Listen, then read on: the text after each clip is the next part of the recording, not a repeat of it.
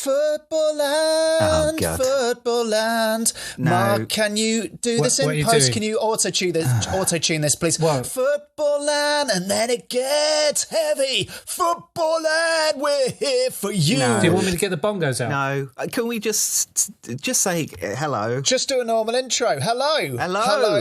Welcome to Footballland. This is our meeting all about designing the greatest football theme park the world's ever seen. Ryan Baxter, you're here. I'm Mark here. Davison, you're here. I am. Anthony Richardson, I'm here. Yeah. We're creating the world's first football theme park. It's called Footballland. There's no gap between football and land. If there is a gap, it's a tiny, imperceptible, wee font size one space. Ryan, you agree with that, don't you? It's 2-1 in our favour. I'm not getting involved. I nearly got drawn in. I'm not getting involved. Okay, we have 3 amazing rides this week. Yep. We've all gone away and we've thought about them really hard.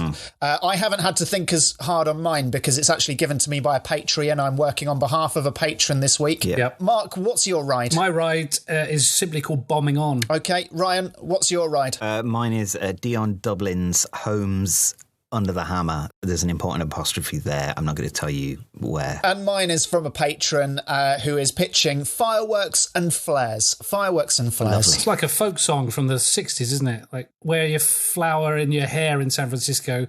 Fireworks and flares. Eating strawberries and pears. Strawberries and pears. It's not Getting Cockneys fruit in juice San Francisco. In my hairs. You fancy a bite on the old fireworks and flares? Mark, as is tradition every week, you have come up with an advert to advertise a ride that's already been pitched. What's this ride and who was it by? So this was pitched to us in week 5 by Eggsy from Goldie Looking Chain, and this is my advert for his ride, which was the School Sports Simulator. Come take a ride back in time with Eggsy's School Sports Simulator. I'm sorry, sir, I have forgotten my kit. Then you shall do football in your pants and vest, boy.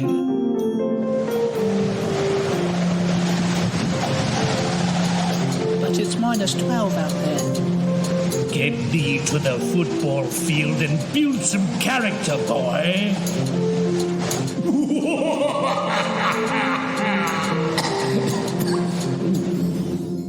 Okay, lads. Oh, right.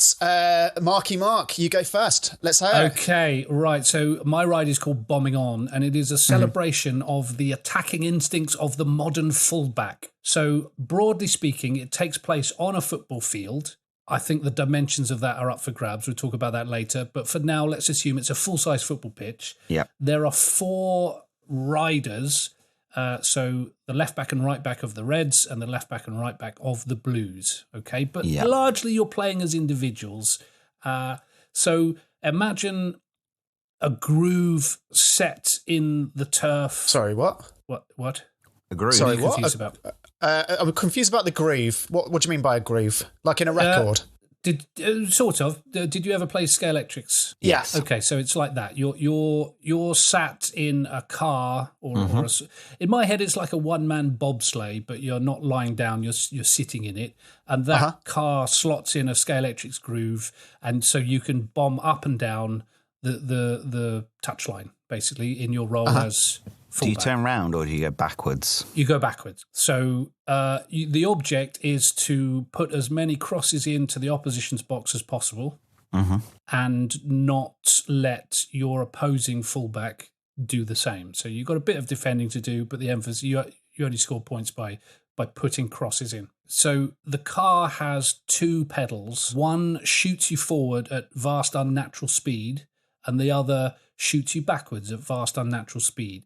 There are no brakes. It is not possible to be stationary. You're either bombing forward or bombing backwards. Okay? Right. Maybe as a safety feature, if you press hard on both pedals, then you come to a stop. But I think the motor will overheat and you'll catch fire, so don't do that. Because you're travelling at such vast speeds, you've got to hold on inside the bobsleigh car to handles either side of you. So although you need to grip at all times, you do have buttons on each handle that are deployed with your thumbs.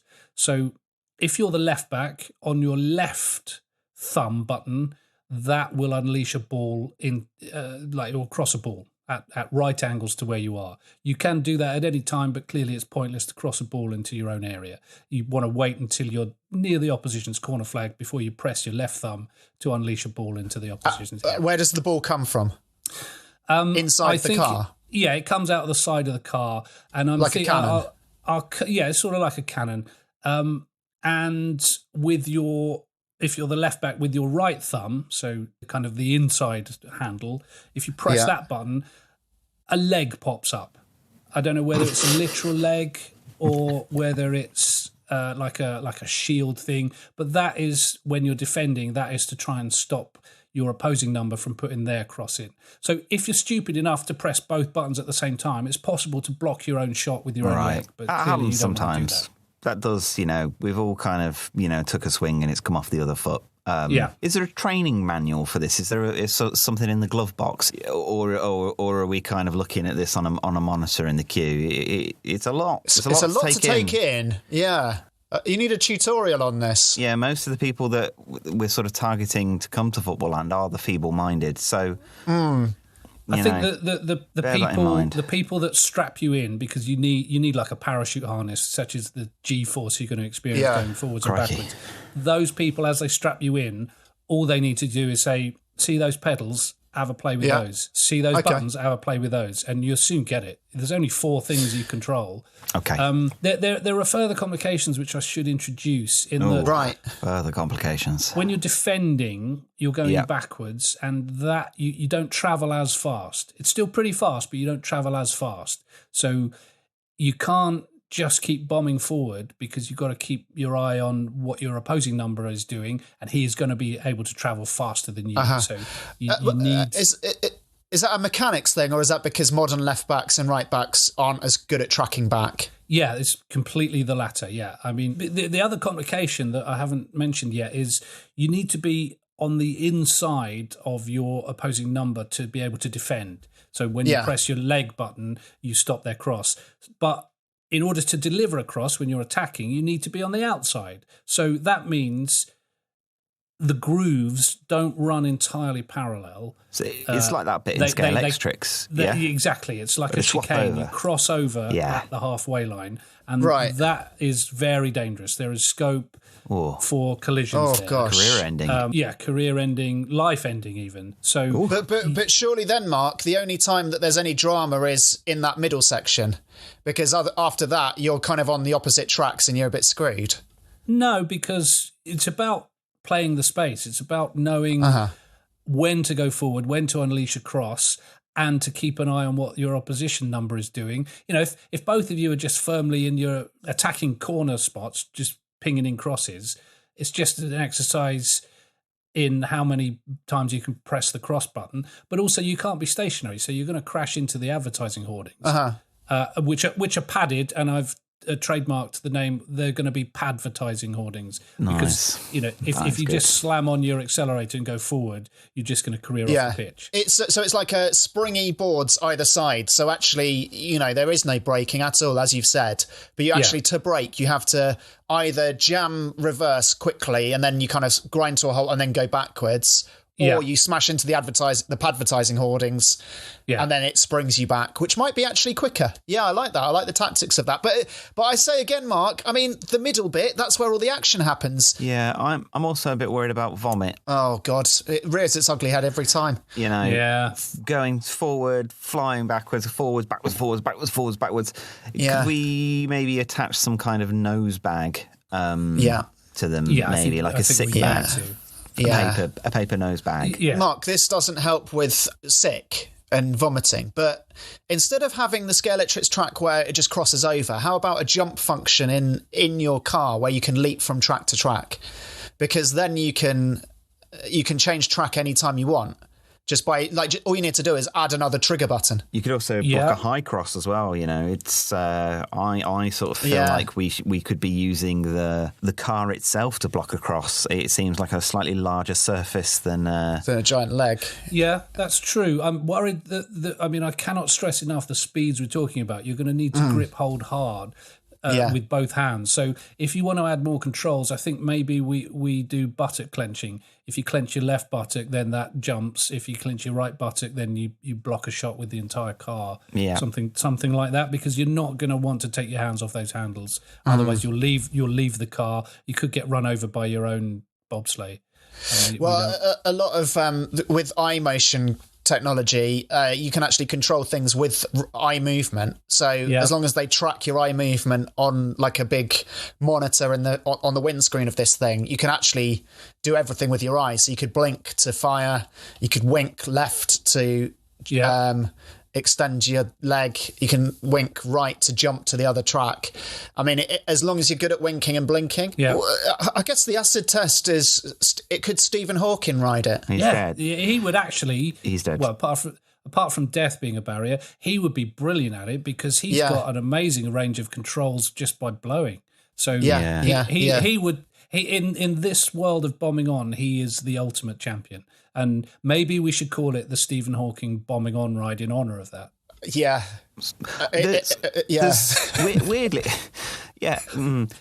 the lifespan of the dynamic fullback is a curious one. They sort of never seem to last. They sort of burst on the scene. They're almost like the olden days pacey striker. They burst onto the scene and have a good kind of 2 to 4 seasons max, and then disappear.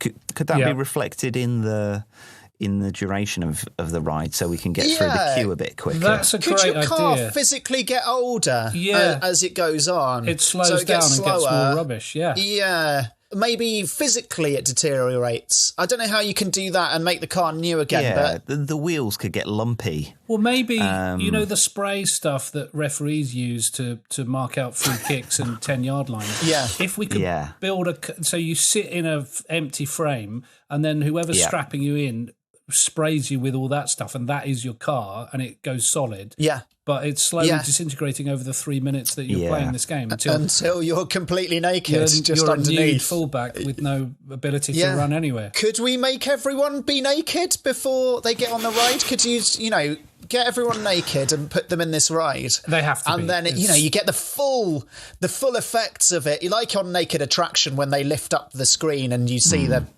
penis just winking at you. Yeah. And it's the frame of a car that you fill with vanishing spray that lasts exactly 3 minutes. So it's iced up vanishing spray. Yep. You're naked underneath. You're controlling it by a series of blinks and winks.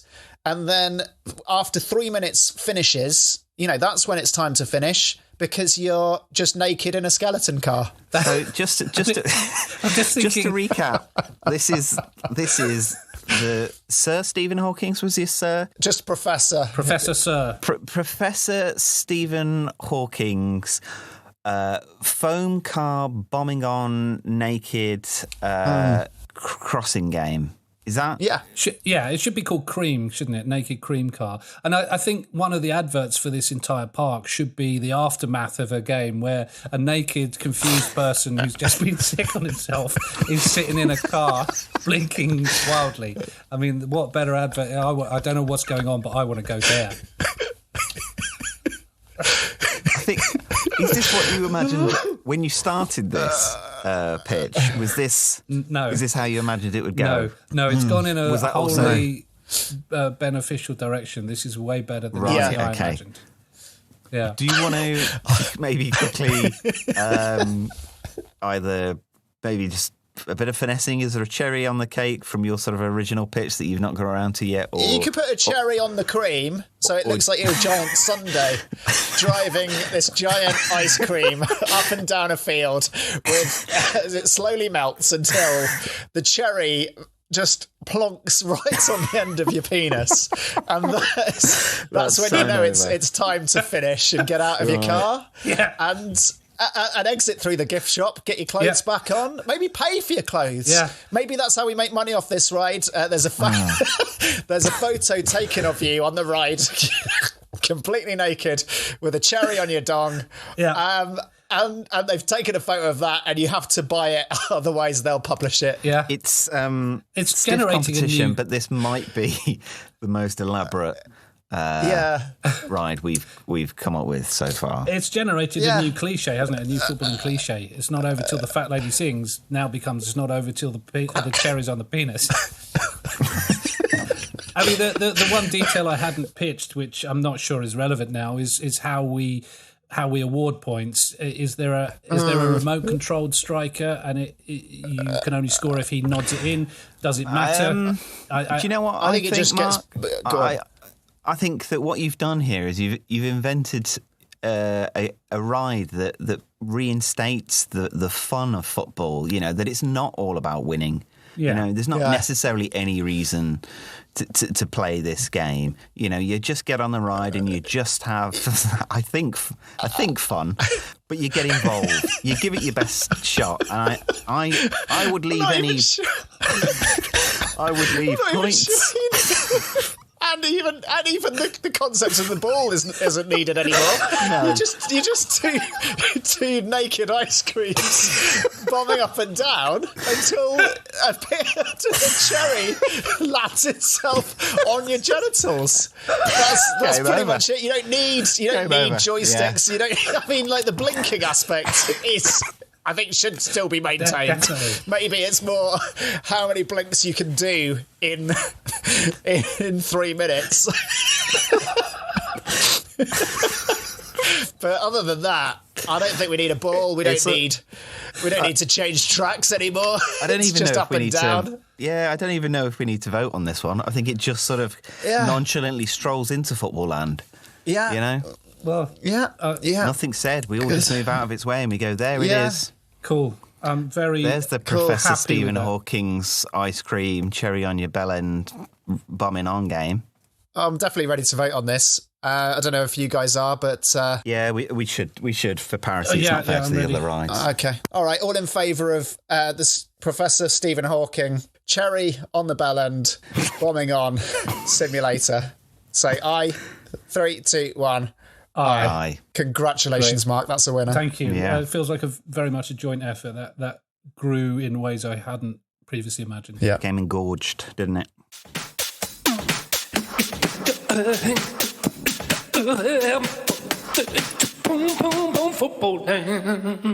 Guys, we've got some engagement before we go on. This is Phil Lee, who brought us a cup of caribou / Carabao. He says, Greetings, Footballland. I'm confident that between 5% to 85% of all Disneyland goers are there for the nightly fireworks over the castle. I hadn't considered that. You know, the firework displays are huge, and we don't actually have a firework display at Footballland. So Phil Lee is here to rectify that for us. He says, I think Footballland... Well, weirdly, he's written it football, then space, then land. God, Phil. Good lad. He says it needs a similar crescendo, pyrotechnics. He says Footballland is health and safety first. This is clear. All adults are patted down before entering, but by that steward. Have you seen in that video where that steward's patting down people before they go into the turnstiles, and he's not even touching them? Yeah, so that sort of style, patting down security in Footballland before you get in. And children, even less so. Children are not patted down at all because children are not dangerous. That is the perfect vehicle for flares, pyrotechnics to get into Footballland, strapping the fireworks and flares to children's legs and bodies. That's what Phil Lee says. He says, similar to the food fight at a Scoffiation Nosh Ball, we need to make it clear that flares are prohibited at Footballland. You are not allowed to bring flares to Footballland. Okay. And obviously that reverse psychology, everyone will try and bring flares. And we will tacitly encourage that, strapped to children's bodies as they enter the park. I'm a little worried people might also confuse that with the trousers. Can we have a little icon next to it? Because I don't want everybody sort of walking around in bell bottoms in Footballland. Because fine in the 70s zone, you know, where we kind of relive the days of drunk footballers and darts in the eyes. I like flares. But actually, that provides us with the perfect loophole where, you know, we're actually talking about flares, the trousers. But it sounds like we're talking about pyrotechnics. So if someone does bring in flares, we cannot prosecute them by law. Okay, so I could make the flare look like a pair of trousers, but also look like a flare. But if someone does come funking up to the turnstile gates with flares on, we can take them down aggressively because we've said no flares. So to go back to what Phil Lee says, so Phil Lee says 30 minutes before the final whistle of the park, there is an announcement on the tannoy saying that, again, flares are prohibited, which is, again, the trigger. Darren Brown-style reverse psychology. Footballland goers will undoubtedly take out their phones to capture what's about to happen. Beautiful lights going off. Children releasing all of their fireworks, giving them to their parents. And flares going off all around the park. He says this also works great with exchanging shirts. You know, everyone has to swap shirts at the end of the day at Footballland. The parents will have already removed their child's T-shirt, so you don't even have to go. You can just get the fireworks quite easily when they're strapped to the child's body because the T-shirt will have been removed in the first place. So the fireworks and the flares are being removed from the children. They're not still attached to them when you light them like a kind of Spanish bull. That's a shame. That's a missed opportunity, I'd say. If the flares are strapped to the legs like a pair of flares, you sort of turn your child upside down and sort of hold it up to the sky and it's like kind of going off, and that would look pretty. I mean, that's a hell of a tifo. And what child would not enjoy that? How about then everyone gets to bring with them a fake child, okay, to Footballland. You can bring with you a fake child, much like a Guy Fawkes, penny for the guy sort of, made out of straw, but it's actually filled with pyrotechnics. And at the end of the day, you can chuck your child up in the air lit and Footballland is full of exploding children. You know, and there'll be competitions for best created child. I was thinking that we'd end each day with a firework display and starting to panic about the logistics of doing that safely and in an organised way. So I'm very keen for this because that removes all admin. It's just a free-for-all, fireworks going off willy-nilly, and it's not our problem. You get the spectacular, glorious sight with none of the responsibility from us. It's a genius solution. I think we leave it to ultras to police because they do this regularly and seemingly nobody gets set on fire. So they seem to be good at that. Okay, well, thanks, Phil Lee. Let's vote on that. All in favour of Phil Lee's fake child's firework display, say aye. 3, 2, 1. Aye. Aye. Congratulations, Phil Lee. Well done, Phil. Thank you. Thank you, and well done on the spelling of Footballland. Young man, we're building Footballland. I said, young man, girl, we could do with a hand. I said, young man, girl, do you understand? You could get in on this. You need to head on to Patron now. Patron. Send us whatever you think. It might be good, it might stink. We will talk about it anyway. You need to head on to Patron now. Patron. Chuck in a couple of pounds. We'll bat your thoughts all around, and it might just make our day. Send us your ideas at patreon.com/Footballland. Thank you. Right, Ryan, what have you got for us? Right, as I said at the top, it's Dion Dublin's Homes Under the Hammer, but there is a very important apostrophe there. It's between the home and the S, because it's actually Dion Dublin's home that is under the hammer. Don't worry, fans of Homes Under the Hammer, Dion has not gone solo. It's a great TV show, by the way, Homes Under the Hammer. It is. Daytime TV show. Just for the benefit of our international listeners, Homes Under the Hammer. It's a show where the TV producers have found the dullest, meekest people in the world that need a house, and Dion Dublin and his pals help them find really, shit houses in state of disrepair, essentially, aren't they? They go to auction and they get them really cheap, and then they kind of just really boringly sort of show us around and what they've done to the house afterwards. But it's a hit. It's a big hit, yeah. And Dion Dublin's kind of turned himself into a big TV presenter off the back of it. Yes. This is not his first career reinvention. After retiring, he invented a musical instrument called the doob. The doob. where he sort of combined his name, Dublin, and the cube, which is what the musical instrument is. It's just a wooden box that you sort of sit on and hit. I'm assuming not so successful. Maybe hence the second career change. There's definitely more money in a TV than there is in slapping a cardboard box. Yes, you'd assume so. Yeah. And so essentially this is what the ride is. It involves the doob, and that's very important. Dion Dublin's Home is Under the Hammer. Yeah. It's essentially a strongman game. It's a sort of carnival game. You hit a thing with a hammer and it rings a bell. Yeah? Yeah. Right. We probably want to put it near the Dummets meat and potatoes funfair. I think close enough, but not too, what we do is, instead of the thing that you hit that rings the bell, we place Dion Dublin's palatial mansion in miniature on a doob. Yeah. And instead of hitting the Dion's mini palatial mansion for yourself, we're going to enlist the help of Dion's former teammate Thomas Hitzelsberger, whose nickname was Der Hammer. Right. He's going to hit it for you. He was named Der Hammer because he would hit Thunder Bastards from the halfway line, usually with success. But as with Thunder Bastards, they don't always hit the target, do they? No. So this game, it's a bit like one of those golf games you get where there's a kind of, you've got to judge on the power, and if you kind of go too hard, you kind of shank your shot. Yeah.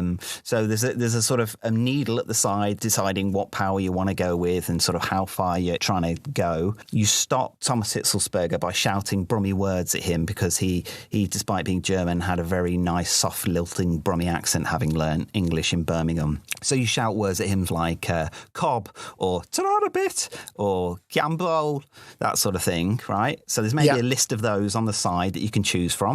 It's a nice pick your word. And then essentially if you hit the sweet spot, you totally destroy Dion's palatial mansion, and we foreclose on him, sending him to debtor's prison, saving us from sort of ever having to watch him on TV again. And your name goes up on a leaderboard, a legend of the people, thank you.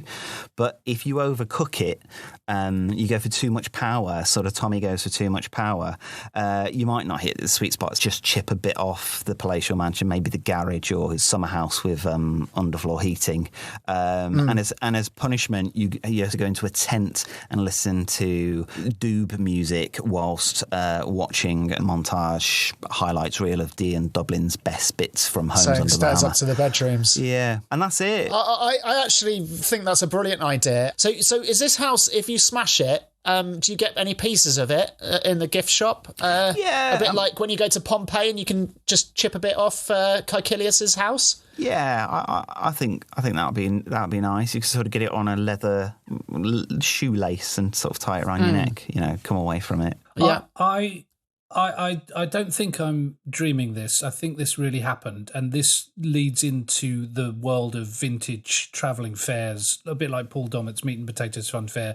And you've already alluded to the fact that this is a vintage kind of strongman idea. So I believe when I was growing up, town fetes, so not fun fairs as such, but fetes, one of the things you could do was pay £1 and smash up a mini car. Yeah. That's mini? true, isn't it?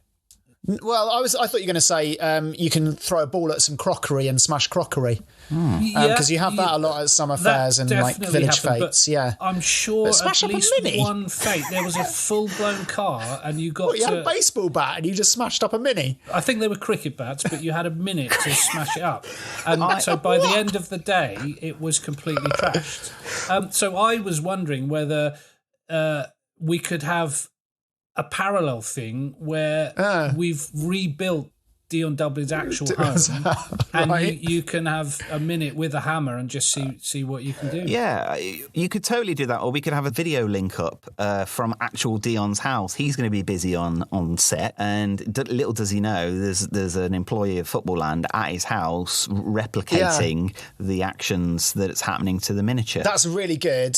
I do like the idea of a Footballland punter just having been given a choice of one weapon. So you've got a display of weaponry, from anything from a grenade to a flamethrower, and you've got a full-size Dion Dublin's palatial house, and you've got a minute just to go mental. Like, you could burn up the curtains, you could smash a window in, and then just gradually you just see it being more and more destroyed until it's just rubble by the end, and then auction it. I think you've got two options. It either has to be Thomas Hitzelsberger doing it, and therefore you can have any weapon whatsoever. Yeah. So the house is under threat from Der Hammer, and that's fine. Yeah. Or it's actual Footballland punters doing it, but they have to use a hammer of varying sizes, ball peen, claw hammer, sledgehammer. That's a really good point. Yeah. I've been desperately trying to find a way to shoehorn Robert Huth into this, because I kept writing down Holmes under the hammer and realised that the acronym spelled Huth. And so we could maybe introduce a team aspect to this, and you've sort of got Team Tommy Hitzelsberger and Team Robert Huth, and two Footballland punters go in, and one in red, one in blue, and they have to smash as much, a bit like supermarket sweep, maybe. Yeah, they've got a wheelbarrow, and they've got to smash as much off Dion Dublin's house as possible and collect it in a wheelbarrow and come out. I like that a lot. Yeah. Is there the worry that, someone will just go in and take a dump in the chimney or something like that? Is that a problem? Yeah, if it's a very hard poo, then it almost it might do some damage if you did it down a chimney. I just think, though, that with toilets, not many toilets at Footballland, someone might be desperate, and they might just their vandalism might be a dirty protest, is what I'm saying. Yeah, it's most likely that Dion's fireplace isn't working. It's probably an arrangement of fir cones and various sort of forest detritus. So if somebody were to do a long drop down the chimney, it's going to disrupt that, and I think that counts. It's a small disruption, but it's a very aggressive one, and I think. How do we know how much has been done? Like, is it a game, or is it just whatever you can loot from Dion Dublin's house you can take home? Maybe Dion comes in at the end, and by the amount of tears that he sheds, we sort of collect the tears from his face, and we sort of maybe swab his face, and it comes out like a Rorschach test, and essentially the left eye is the blue team, is the red and the team. right eye is the red team. Yes, and that's strong. And that's how we decide who wins. Yeah, I wouldn't want it to be too definite. I wouldn't want it to get too into VAR territory. I want to get back to what football was. Sometimes the red team could have absolutely smashed the entire west wing of the house, and the blue team was just leaving dirty protests everywhere, but the blue team could still win, Yeah. I think that's what football's about. I could just see a punter going in and thinking, wow, I quite like those bifold doors. I think I might take them home. And actually, physically lifting them out of the house and, taking them on the plane back for their own house. Yeah. There's going to be a lot of items in there that are worth quite a lot, and there's going to be a queue round the block to nick all of his underwear and, maybe a vibrator's in there. You don't know. You don't know what's in Dion Dublin's house. Just those last few little tweaks seem to have taken it slightly away from hammering things. Yeah. It's mostly about wanton destruction, isn't it? Yeah, it's just smashing up, but also if you can loot as much as you can, you take a nice, set of steak knives from his kitchen drawer, then you're going to take them. Maybe the Holmes that is under the hammer, we strap Benedict Cumberbatch as Sherlock Holmes to the undercarriage of Thomas Hitzelsberger. So if people are looting, then Hitzelsberger can unleash Benedict Cumberbatch, who puts clues together and stops them from doing that, whilst the main bulk of the game is to smash up the house. So you're saying that basically you go into Dion Dublin's house, and if you go up to the master bedroom, you'll just see Thomas Hitzelsberger making love to Benedict Cumberbatch, and that is what you're actually referring to as Holmes under the hammer. The rest of it is just you're looting from Dion Dublin's house. I was actually thinking Benedict Cumberbatch was draped under Thomas Hitzelsberger as some kind of human nappy, but it's much more beautiful to have him making love. Right. I was thinking like bear rug. But, wherever you've got homes, you've got to have Watson. So I imagine, Steve Watson of late 90s Newcastle fame probably needs to come and go, what's going on here then? What's Benedict Cumberbatch doing under Thomas Hitz's Premier League? I thought we were going in to investigate a break-in and people were smashing up Dion Dublin's house. As the romantic fireplace in the corner is slowly going out because someone's dumping on it from the chimney. Benedict's like, yes, elementary, my dear Watson. This might look like a romantic lovemaking session, but I'm actually here disguised as a bear skin rug, observing all of the misdeeds that are going on. I'm about to round up all these people, and my dear friend here, Thomas Hitzelsberger, is going to assist me. That would be an amazing piece of physical theatre. Let's crack on with it then. Like, what are we wasting time for? To protect them, they're going to have to be in a reinforced glass box so that they're on the master bedroom shagging away, like having a threesome, and you can hear their dialogue. But to protect them from the destruction of, like, with a flamethrower, grenades. There's a fake TV on the wall with bulletproof glass in it, and they're behind that. They're behind that. So people just think it's the fourth series of Sherlock. And Martin Freeman is looking. Steve Watson, Thomas Hitzelsberger double teaming Benedict Cumberbatch. Are we? I'd watch that. While he's trying to feverishly get them off him to solve the crime of people looting Dion Dublin's home. I didn't see you surreptitiously put those steak knives down your sock, young man. Yeah, talking about Benedict, I'm having a great time. The waft of a turd coming from the chimney stack because some punter has decided to go there instead of to the toilet because the queue was too big. Yeah, I'm up for that. I'm totally up for that. Yeah, that sounds good. Probably time to make a decision on this one. To have a vote. Let's have a vote. Yeah, let's have a vote. Okay. All in favour of Dion Dublin's homes under the hammer, say aye. 3, 2, 1. Aye. Congratulations, Ryan. It's an absolute winner. Thank you. A flagship corner of Footballland, without a doubt. Footballland.